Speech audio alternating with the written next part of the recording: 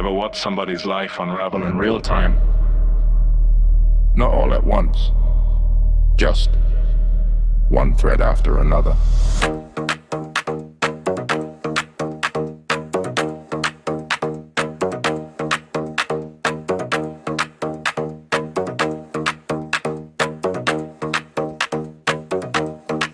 A week ago she sounded different, still struggling, but standing, still carrying hope somewhere between the cracks.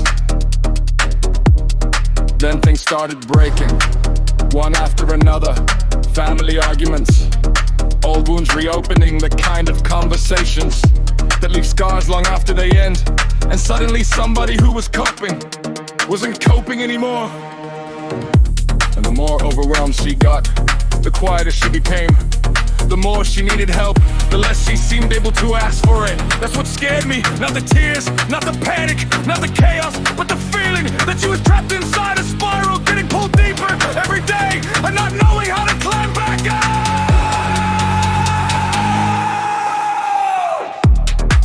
So I listened for hours,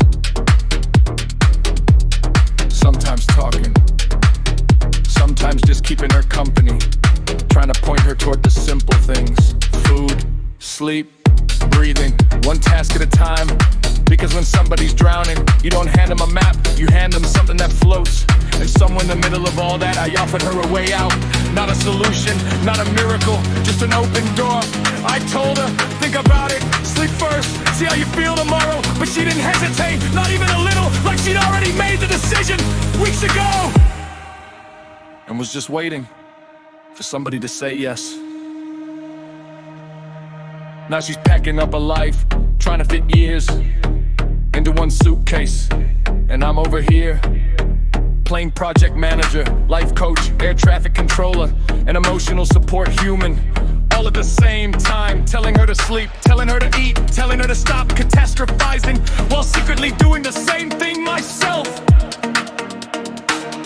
The funny part, I'm better at solving her problems than my own. I can tell her exactly what to focus on, exactly what matters, exactly what can wait. But ask me to do that for myself, and suddenly I'm useless.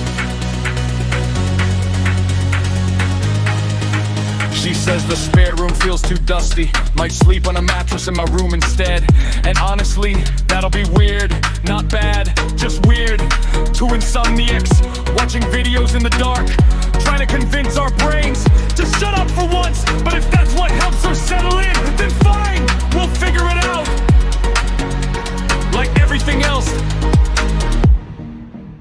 Because that's the thing, I'm not trying to rescue her, I'm trying to give her room to rescue herself. A place where the noise is quieter, a place where she can breathe, a place where maybe she doesn't need to fight every day just to stay afloat. Maybe she stays 6 months, maybe 6 years. Maybe she finds a job, finds her footing, finds herself. Maybe we become close, maybe we stay friends. Maybe life surprises us again, like it always does. But whatever happens, I want to build slowly, not on desperation, not on loneliness, not on fear.